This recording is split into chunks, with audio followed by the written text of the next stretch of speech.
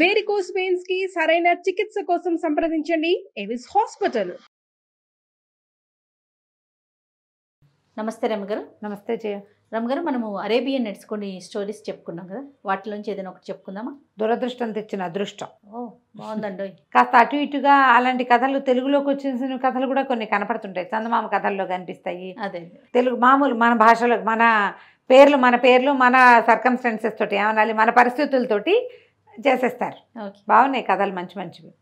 పూర్వం రియాద్ నగరంలో అబూబకర్ అని ఒక అబ్బాయి ఉండేవాడట. ఇంచుమించు అనాథగా చెప్పాలి. వాళ్ళ నాన్న వాళ్ళు ఏదో తల్లిదండ్రులు వదిలిపెట్టిన ఆస్తులన్నీ అవగొట్టేసుకున్నాడు. ఏమీ లేవు, బికారైపోయాడు. ఏమిటో ఈ కథల్లో, బాగ్దాదు కథలు, ఖలీఫా కథల్లో అన్ని ఆస్తులు పోగొట్టుకుని బికారైపోయిన కథలు బోల్డ్ కనపడతాయి. ఓకే. అంత బికారులు అయిపోవడానికి ఆ కాలంలో అవేమో పాతకాలపు కథలు. అంత డబ్బంతా ఎటా పోగొట్టేసుకునే వాళ్ళు అర్థమై జావదు మనకి. వాళ్ళు ఏం చేసి పోగొట్టేసుకున్నారో, తాగుబోతనము, ఏమన్నా జూద గృహాలు, వ్యసనాలు, తర్వాత బానిసలు.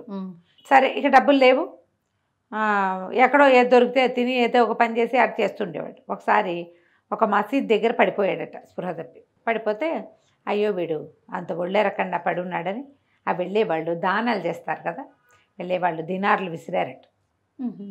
బోళ్ళని డబ్బు దినార్లు పడ్డాయి. ఇంతలో వెళ్ళేవాళ్ళు ఎవరో చూసి ఒకళ్ళు, అయ్యో పాప వీడు మొహం తీరి పడిపోయినట్టున్నాడని పన్నీరు రోజు వాటర్ అద్దె పట్టుకెళ్తారు. ఆ రోజు వాటర్ వాడి మొహం మీద జల్లి చేతిలో ఉన్న 4 ఖర్జూర పళ్ళు వాడి చేతిలో పెట్టారు. అబూబకర్ లేచి చూసుకున్నాడు.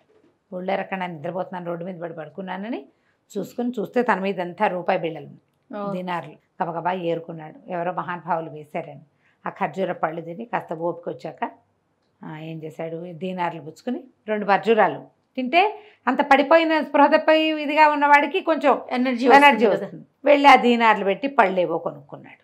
కొనుక్కునేసరికి ఆ పళ్ళు పోల్చి తిరగపోతుంటే కోత అక్కడ కూర్చుంది.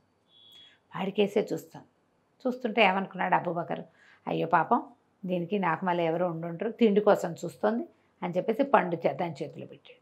ఆ పట్టకటకా తినేసింది. 2 పండు వలిస్తే మళ్ళీ చూస్తుంది, మళ్ళీ ఇచ్చేసాడు. 6 డజన్ అరటిపళ్ళు కొంటే 6 అరటిపళ్ళు తినేసింది కోతి. ఏమనుకున్నాడు ఇతను, పోనీలే ఖర్జూరాలు తిన్నాం, ఓపిక వచ్చింది, ఇంకా దినార్లు ఉన్నాయి, కొనుక్కుందానిలే, ముందు ఓపిక వచ్చింది కదా అని ఏం చేశాడు, బయలుదేరి వెళ్ళాడు. ఆ కోతి కూడా అతను వెంట పడి వచ్చింది. వాడికి ఏమనిపించింది, ఎవరు దిక్కులేదు మనకి, మన వెనకాల ఎవడూ రాడు, ఇదేమిటో మన వెనకాల వస్తుందో రానిచ్చాడు. ఏదో పలహారాల సాల్లోకి వెళ్ళాడు. ఒక దీనారం ఇచ్చి ఆహారం తీసుకున్న పళ్ళెలను పెట్టి కోతికి కూడా పెట్టి 6 అరటిపళ్ళు తినేసి ఇది కూడా తినేసింది. సరే, అక్కడి నుంచి బయలుదేరాడు ఎక్కడైనా పడుకోవడానికి. లోపలికి వెళ్తూ ఉంటే కోతి వాడిని అనుసరించే వస్తుంది. ఇదేటో వెంట వస్తుంది అనుకుని దగ్గరికి తీసుకున్నాడు. ఏమిటి దోస్తు, నువ్వు నాతో వస్తావా అని అడిగాడు. అడిగితే కోతి వాడికేసే చూస్తుంది. సరేలే పోదాం పదా అని ఆ కోతిని ఎత్తుకుని భుజం మీద ఎక్కించుకున్నాడు. నడిచిపోతుంటే ఒక పురాతన పాడుబడిపోయిన ఇల్లు ఒకటి ఉంది. వీడికి అక్కడ ఒక పగిలిపోయిన అద్దం ఉంటే చూసుకున్నాడు. జుట్టిట నిలబడి మాసిపోయిన గడ్డం, చింపిరి జుట్టు, చింకి గుడ్డలు, తన అవతారానికి ఎవ్వడూ తన లోపలికి రానివ్వడు. ఏ బిల్డింగ్లోకి వెళ్దామన్నా, సత్రంలోకి వెళ్దామన్నా ఎవరు రానివ్వడు, బిచ్చగాడల్లే ఉన్నాడు. అది మన ఎవరు రానిస్తారు, పైగా నీలాంటి కోతిని వెంట పెట్టుకెళ్తే సత్రం వాడు అసలు రానివ్వడు. డబ్బులు చూపిస్తే పోనీ రానివ్వచ్చు, కోతులను తీసుకొస్తే ఒప్పుకోవద్దు. పొద్దున్నుంచి నా వెనకాల పడి తిరుగుతున్నావు, నిన్ను వదలటం నాకు ఇష్టం లేదు, ఇదే మన రాజమహల్, పద లోపలికి వెళ్దామని ఆ పాడుబడిన ఇంట్లోకి లోపలికి పోయాడు ఆ కోతితో సహా. లోపలికి వెళ్ళి ఆ కోతిని దించి ఏదో నేల దుడుచుకుని పడుకుందామని ఆ నేల దుడుస్తుంటే పక్కన దింపిన కోతి ఉన్నట్టుండి ఒక అబ్బాయిగా మారిపోయింది. తెంగుమని చక్కగా ఉన్నాడు వాడు. ఉండేసరికి వీడు ఆశ్చర్యపోయాడు. అబూబకర్, ఏంటి ఇలా మారిపోయావు అంటే, నువ్వు చాలా మంచివాడివి, నీ వల్ల నా ఆకలి తీరింది, 3 రోజులుగా ఈ ఊళ్ళో తిరుగుతున్నా, ఎవ్వడూ నాకు తిండి పెట్టలేదు, నీకు వచ్చిన దినారు నీ అన్నం మానేసి నువ్వు తిండి మానేసి నాకు పెట్టావు, అరటిపళ్ళు వీడికే పెట్టేశాడుగా కోతికే, నేను నీ అదృష్టాన్ని, నీ దురదృష్టం ఇవాళ నుంచి పోయింది, నేను నీ అదృష్టాన్ని చూడు, నీ జీవితాన్ని బాగు చేసేస్తాను అంటే నిన్నేమని పిలవాలంటే హసన్ అని పిలవమన్నాడు. హసన్ వీడు అక్కడి నుంచి ఏం చెప్పాడంటే, నేను నీకు ఒక్కడికే కనపడతా, ఎవ్వరికీ కనపడి, నేను నీకు డబ్బులు ఇస్తాను, బయటికి వెళ్ళి చక్కటి బట్టలన్నీ కొనుక్కురా, శుభ్రమైన బట్టలు కట్టుకుంది కానీ హాయిగా ఉంది, కానీ నేను ఈ నగరానికి రాజుని చేస్తాను నేను అన్నాడు. అదృష్టం కలిసి వచ్చింది. ఎటా వస్తుంటే వస్తాయి ఎటాగే అదృష్టాలు, ఏకంగా రాజే. ఈ దురదృష్టం పోయి అదృష్టం వచ్చేస్తుంది. అక్కడి నుంచి ఏం చేశాడు, బట్టలు మంచి బట్టలు వచ్చినాయి. చక్కగా వీడు శుభ్రంగా స్నానం చేసి తలకాయని ఇటుగా దువ్వుకుని స్నానశాలలు ఉంటాయి ఆ ఊళ్ళో. స్నానశాలకు వెళ్ళి చక్కగా తలంటి పోయించుకున్నాడు. బాగా వచ్చాడు, మంచి బట్టలు వేసుకున్నాడు. అక్కడి నుంచి హసన్ ఏం చేశాడు, ఒక దంతపు పెట్టిచ్చాడు. దాని నిండా బంగారపు వస్తువులు వేసిచ్చాడు. నువ్వేం చేస్తావు అంటే దంత పెట్టుకుని రాజుగారి దగ్గరికి వెళ్ళు. రాజు దగ్గరికి వెళ్తే రాజుగారి ఈ వస్తువు చూసి చాలా సంతోషిస్తాడు. ఇది ఇక్కడ దొరికేది కాదు. మరి ఆయన ఏం కావాలి అని అడుగుతాడు. మీ అమ్మాయిని ఇచ్చి ఫరీదా బేగం నుంచి పెళ్లి చేయమని అడుగు. తెల్లబోయాడు అబూబకర్. ఇంకా నయం, రాజుగారి అమ్మాయిని పెళ్లి చేసుకోవడం ఏంటి? ఫరీదా బేగం మన మనుషులకి మనకి కంటికి కూడా కనబడదు. ఆ అమ్మాయిని పెళ్ళిట చేసుకుంటుంటే రాజు చేస్తాడయ్యా, నీకెందుకు, నేనున్నా కదా నీ అదృష్టాన్ని చెప్పు అనేసరికి సరే ఒప్పుకున్నాడు. 2-3 రోజులు చక్కగా తిని బాగా తయారయ్యి మంచి బట్టలు వేసుకుని దంత పుచ్చుకొని రాజుగారి దగ్గరికి వెళ్ళాడు. సుల్తాన్ దగ్గరికి వెళ్తే బయట అంతకుముందు ఎప్పుడు ముష్టి వాళ్ళని ఇలా మురికి చింకిగుడ్డల వాళ్ళని రాజభవనపు రోడ్డు మీద కూడా రానివ్వరు సైనికులు. కానీ వీడిని చూసి జీహుజూర్ అంటున్నారు. ప్రతి వాళ్ళకి తలా ₹1 ఇచ్చుకుంటూ లోపలికి వెళ్ళాడు, దినారాలు ఇచ్చుకుంటూ. రాజుగారిని చూశాడు. రాజుగారు అన్నారు, అబ్బో ఎంతో బాగున్నాడు కుర్రాడు, ఎంత బాగున్నాడు, 27 అట్లా ఆ వయసు ఉంటుంది వాడికి. బాగున్నాడు, మంచి బట్టలు, చెంకీ పని దాని నిండా. ఈ ఊళ్ళో జరిగేవి కాదు, ఎక్కడదో ఈ వస్తువు, ఈ బట్ట. ఆ క్లాత్ చాలా బాగుంది, వాడి డ్రెస్సు బాగుంది, డ్రెస్సులో వాడు బాగున్నాడు, వాడు తెచ్చిన దంత పెట్టే ఇంకా బాగుంది. దంత పెట్టే చూసేసరికి రాజు ఆశ్చర్యపోయాడు. సుల్తాన్ తెరిచి చూస్తే ఏముంది, అందులో అన్ని వజ్రాభరణాలు అవి ఉన్నాయి. చాలా ఆశ్చర్యపోయాడు. మీకేం కావాలి, నేను మీకేం చేయగలనంటే, అంటే మీరు చేయగలరో లేరు అన్నాడు. ఏం కాదు, నువ్వు ఏది అడిగినా చేస్తాను అనేసరికల్లా సరే రాజు అన్నాడు, చెప్పు అనేసరికి మనవాడు అబూబకర్ చెప్పాడు, ఫరీదా బేగంని వివాహం చేసుకోవాలనుకుంటున్నాను, మీ అమ్మాయిని నాకు ఇచ్చి పెళ్లి చేయండి అన్నాడు. రాజుగారు గతుక్కుమన్నాడు. వజీర్ కేసి చూశాడు. వజీర్ దగ్గరకు వచ్చి నుంచున్నాడు. ప్రభు, మనం ఆలోచించద్దు జహాపన, ఎందుకంటే ఒక్కడే అబ్బాయిల్లే ఉన్నాడు, ఏమి ఫ్యామిలీ గీమిలీ లేదు, ఎక్కడి నుంచో వచ్చాను, పురాతన కాలపు సంపదలు ఉన్నాయని చెప్తున్నాడు. ఏం సంపద ఉందో కనుక్కుందాం, మనకైనా తాడు బొంగరాలు లేని వాడే కావాలి, మన అమ్మాయిని తీసుకుపోకూడదు, వాడు ఇక్కడే ఉండాలి, మనకంటే ఆస్తిపరుడు అయి ఉండాలి. ఎవరికైనా పిల్లని ఇచ్చేటప్పుడు ఆస్తిపరులు కావాలి. సరే బాగుందిగా, అందుకని సరే చేయమన్నాడు. వజీరే చెప్పాడు. సుల్తాన్ వారి దగ్గర అద్భుతమైన రత్నహారం ఒకటి ఉంది, కొన్ని కోట్ల ఖరీదు చేస్తుంది, మా రాజ్యం కంటే దాని విలువ ఎక్కువ. అలాంటి రత్నాభరణాలు ఏమైనా మీ దగ్గర ఉంటే చూపించండి, అప్పుడు మా అమ్మాయిని మీకు ఇచ్చి పెళ్లి చేస్తాం. మాకంటే ధనవంతుడు కావాలి కదా అల్లుడు, దామాది ఎప్పుడు ధనవంతుడు కావాలి అనేసరికల్లా అబూబకర్ చూపించండి నేను చూస్తాను అన్నాడు. రాజుగారు ఇంత పెట్టోడు తెప్పించారు. ఆ పెట్టెలో పెద్ద రత్నాభరణం ఒకటి, బ్రహ్మాండం కాదు, ఎంత బాగుందో. అక్కడి నుంచి కోసేసాడు వీడు.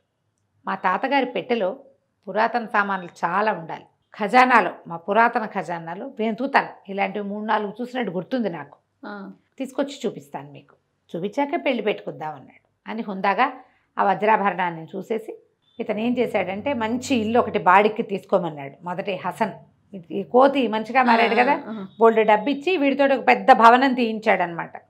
ఆ భవనంలో ఉంటున్నారు. అక్కడికి వెళ్ళి ఆ హసన్ లోపల కూర్చుంటే వాడిని చూసి మెళ్ళో ఉన్న వస్తువులన్నీ తీసి పారేసి చొక్కా విప్పేస్తూ, మనకేం పెళ్ళవదు గిల్లవదు, ఆవిడ కోసేసి వచ్చాను, మన దగ్గర ఎక్కడ అట్టాటి ఆభరణాలు, అది ఎంత బాగుందో, అట్టాటి ఆభరణాలు దొరకవు అంటే అది ఎట్టా ఉందో గీసి చూపించమన్నాడు. ఇదిగో ఇట్లా ఉందని గీసి చూపించాడు. ఇంతే కదా, ఒకటి కాదు 6 డజన్ ఇస్తా నీకు, పెళ్లి చేసుకుందు కానీ. బాగుందిగా. చాలా సంతోషించి కావలించుకున్నాడు హసన్. ఫరీదా బేగంని పెళ్లి చేసుకోవడం అంటే ఏమిటో తెలుసా, జన్మంతా ఖజానాలో ఉండటమే. నాకు అలాంటి అదృష్టాన్ని పట్టిస్తున్నావు, నీలాంటి స్నేహితుడు ఎవరికైనా దొరుకుతాడా లోకంలో, నాకు కాబట్టి ఇంత అదృష్టం పట్టింది, చెప్పు నీకేం కావాలో చెప్పన్నాడు. చెప్తా, నీ పెళ్ళయ్యాక చెప్తానన్నాడు వీడు. సరే ఏమైంది, రాజుగారు ఒక 4 రోజుల్లో పెట్టెలు, ఒక పెద్ద పెట్టె నిండా ఇంత బాక్స్లో 6 డజను నెక్లెస్లు వేసుకుని పట్టుకుపోయాడు, రత్నాభరణాలు.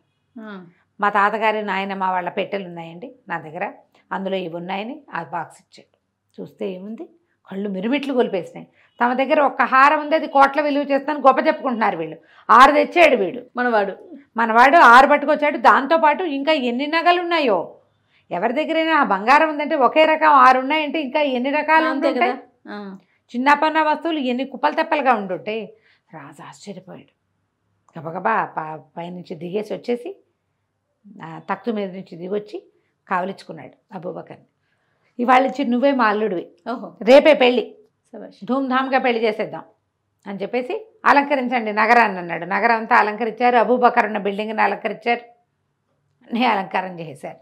తెల్లవారి పెళ్లి చేశారు. పెళ్లి చేశాక సరే ఆ రాత్రి పెళ్లి కూతురు దగ్గరికి వెళ్ళాలి వీడు. అప్పుడు వాళ్ళ పెళ్ళిళ్ళు అంటే కొంచెం అమ్మాయి అబ్బాయి చూసుకునే పెళ్ళిళ్ళు కాదుగా, ఏదో ఇది పెడతారు, కోషా ఉంటుంది, అటు వేరు ఇటు వేరు ఉండి కుబుల్ హై అని అడిగిస్తారు.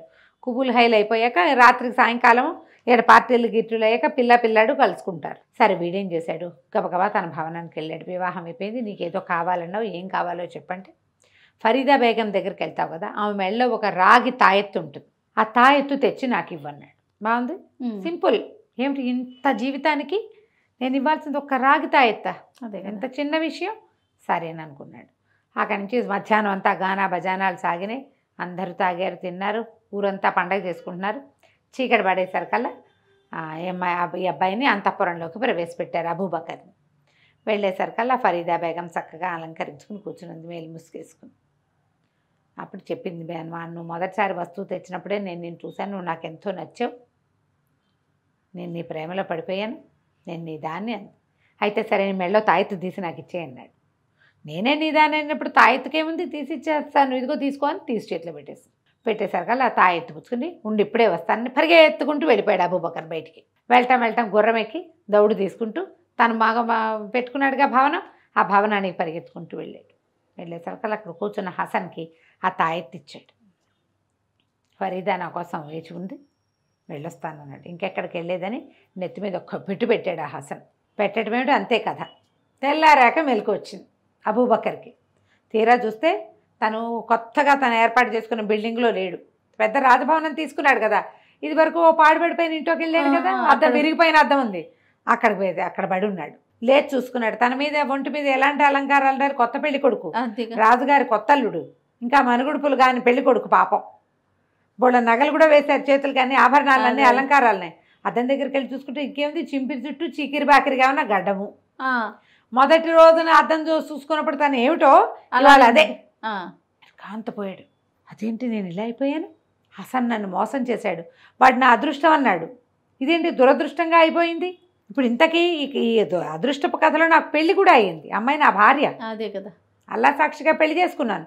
అక్కడి నుంచి పరిగెత్తి రాజభవనం దగ్గరికి వెళ్తే బయట నుంచి కేకలు పెట్టాడు.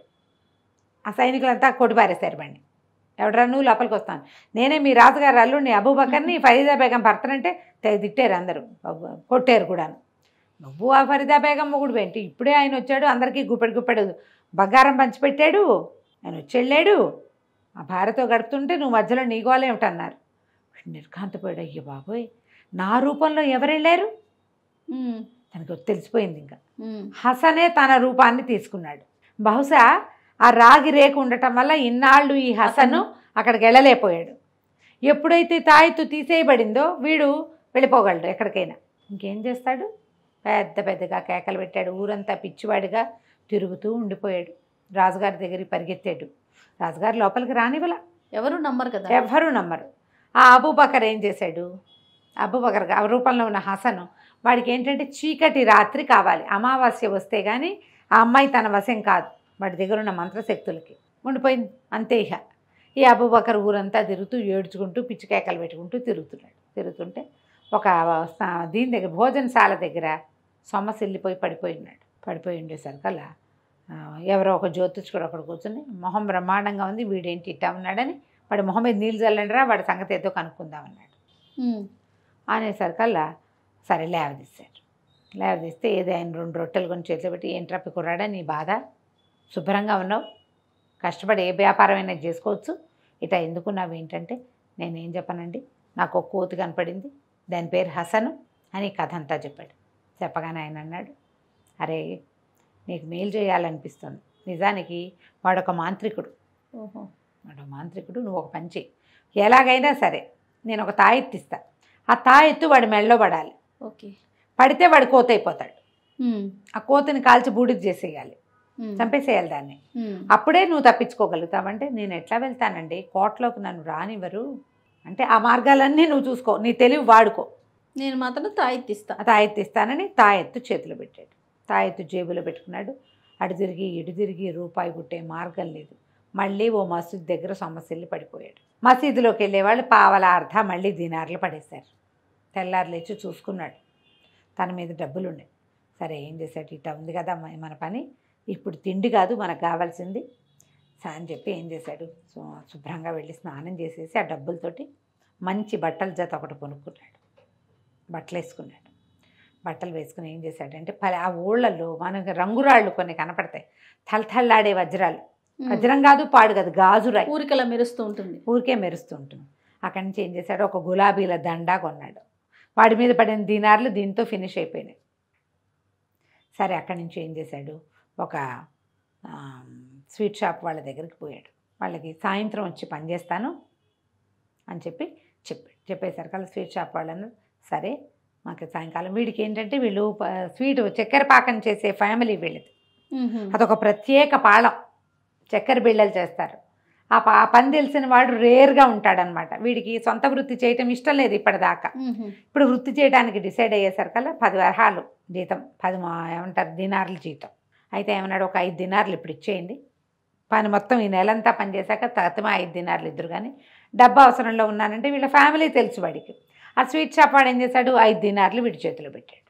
వీడు 5 దినార్లు, గులాబీల దండ, మేలిమిగా అనబడే చవక రకం వజ్రము, ఆ రాయి పుచ్చుకుని మన రాజుగారి దగ్గరికి పోయాడు. బయట వరుసగా సైనికులు ఉంటారు కదా, తలా 1 దినారు చేతిలో పెట్టాడు. రాజుగారిని చూడాలి అని రాజుగారి దగ్గర ప్రవేశపెడితే ఎవరో ఏమిటో అంటే, మీ యువరాజు గారిని చూడాలి, అల్లుడు గారిని చూడాలి, ఆయన కోసం నీ వజ్రం తెచ్చాను, ఆయనకి ఫరీదా బేగం లాంటి వజ్రం దొరికింది, అలాంటి వజ్రం దొరికిన మహానుభావుడికి ఈ వజ్రాన్ని కూడా ఇవ్వాలనుకుంటున్నాను అనేసరికల్లా రాజుగారు తన అల్లుడు గొప్ప చాలా ఉంది ఆయన. అదే కదా, వజ్రం చూస్తే ధగా ధగా అంటోంది. దాని పక్కన గులాబీలు ఉండేసరికల్లా రంగు పడేది గులాబీ రంగు వజ్రంలాగా కనపడుతోంది. సరే అల్లుడు గారు రూముకి దారి తీయించాడు. అల్లుడు గారే వచ్చాడు. ఇక్కడికి వచ్చేసరికల్లా ఫరీదా బేగం వెనకాల ఎక్కడో ఉంది, ఆవిడ ఘోష కదా, రాజుగారు, వజీరు, అల్లుడు గారు ముగ్గురు నుంచున్నారు. వీడేం చేశాడు, ఆ గులాబీల దండలోనే తనకి తాయెత్తు ఇచ్చాడు కదా జ్యోతిష్కుడు, తాయెత్తుని కట్టేశాడు. దండ వేసేసరికల్లా ఆ వజ్రం చేతిలో పెట్టి ఆ దండ వేశాడు. వెయ్యటం ఏమిటి, మరుక్షణం అంత పొడుగునున్న హసన్ గాడు ఒకేసారి అబూబకర్ రూపంలోనే ఉన్నాడు కదా, కుదించిపోయి కోతి పిల్ల అయిపోయాడు. అయిపోవటం ఏంటి, వీడు ఒక్క ఎగిరెగిరి ఆ కోతిని గట్టిగా పుచ్చేసుకున్నాడు. సుల్తాను, వజీరు కేకలు పెట్టారు, ఎవడ్రా మా అల్లుడిని కోతిని చేసావు దుర్మార్గుడా అని అరిచర్చి కేకలు పెట్టారు. కేకలు పెడితే వీడు నిజంగా కోతేనండి, అబూబకర్ని నేను, నాకే మీ అమ్మాయి నుంచి పెళ్లి చేశారు మొన్న, నేనే మీకు వస్తువులు తీసుకొచ్చి చూపించాను అనేసరికల్లా నువ్వే మోసగాడివి ఎందుకు కాకూడదు, నువ్వు మా అల్లుడిని ఇట్లా చేసి నువ్వే మోసగాడివేమో అని అన్నాడు రాజు. ఇంతలో ఒక జ్యోతిష్కుడు లోపలికి వచ్చాడు. ఆయన ఎవరు, వీడికి తాయెత్తు ఇచ్చినవాడు. ఇంతే కాదు, ఆ ఫరీదా బేగం మెడలో ఉన్న రాగి తాయెత్తు ఇచ్చింది కూడా ఆ జ్యోతిష్కుడు. ఆ జ్యోతిష్కుడు ఏం చెప్పాడంటే, కాదు ఇతనే మీ నిజమైన అల్లుడు, మనం 11వ ఏట కట్టాం తాయెత్తు, ఆ 11వ ఏట ఆ అమ్మాయి మీద ఒక అఘాయిత్యం జరిగింది, ఇట్లా మా మంత్రశాలి ఒకడు అఘాయిత్యం చేశాడు, మీకు జ్ఞాపకం ఉంది కదా, అప్పుడు నేను ఒక తాయెత్తు ఇచ్చాను, వాడు పెళ్లి చేసుకున్నాడు, ఇది ఎప్పుడైంది, పౌర్ణమి నాడు పెళ్ళయింది, 15 రోజుల్లో అమావాస్య చూస్తే కనుక ఆ అమ్మాయి అతనికి స్వాధీనం పడిపోతుంది, అందుకోసం ఈ 15 రోజుల నుంచి ఈ పిల్లతో కాపురం చేయలేదు, ఈ వారం నుంచి ఇతను ఊరికే కబుర్లు చెప్తున్నాడు, అవునా కాదా అంటే అవును రోజు కబుర్లు చెప్పుకుంటున్నామని చెప్పింది ఆమె. ఆ రాత్రి అయ్యేదాకా వీడికి అమ్మాయి అవేలు కాదు, ఇందులోకి లోపలికి కోటలోకి ప్రవేశించడానికి ఆ రాగిది అడ్డం ఉంటుంది కాబట్టి ఈ అబూబకర్ని పట్టుకున్నాడు, అబూబకరే మీ నిజమైన అల్లుడు అనేసరికి రాజు ఆశ్చర్యపోయాడు. ఆయన నుంచి సైనికులు పిలిపించి దీన్ని కాల్చి మస్ట్ ఏంటంటే ఆ కోతిని కాల్చేశారు, దాన్ని దహనం చేసేసారనమాట, 2 దెబ్బలు కొట్టి దహనం చేసేస్తే ఇంకా ఆ అమ్మాయి మీద నుంచి ఆ సాయ పోయిందనమాట. ఇంకా తాయెత్తులు గీతలు కట్టక్కర్లా అబూబకర్ వెళ్ళి ఫరీదా బేగంని పెళ్లి చేసుకున్నాడు. పెళ్లి చేసుకోవడం ఆల్రెడీ పెళ్ళి అయిపోయింది కదా, తర్వాత ఇంకా భార్యాభర్తలు ఎంతకాలమో అక్కడే ఉన్నారు. సుల్తాన్ గారికి ఒక్కతే కూతురు, తర్వాత పిల్లలు పుడతారని చూశారు కానీ ఇంకా పిల్లలు కలగలేదు. ఈ అబూబకర్ ఫరీదా బేగంతో కాపురం చేసుకుంటూ హాయిగా పిల్లలు కానీ చాలా మంచి రాజుగా ఎందుకంటే ఈ మన మసీద్ దగ్గర 2 సార్లు ప్రజలు చేసిన దానమే అతన్ని కాపాడింది. అందుకని తప్పకుండా ప్రతి వాళ్ళు దానం చేయాలని ఒక శాసనం చేశాడట. చేసి చాలా కాలం ఆ రియాద్ రాజ్యాన్ని పరిపాలించాడు. కథ కంచికి మనం ఇంటికి. నమస్తే రమ్మ గారు. నమస్తే.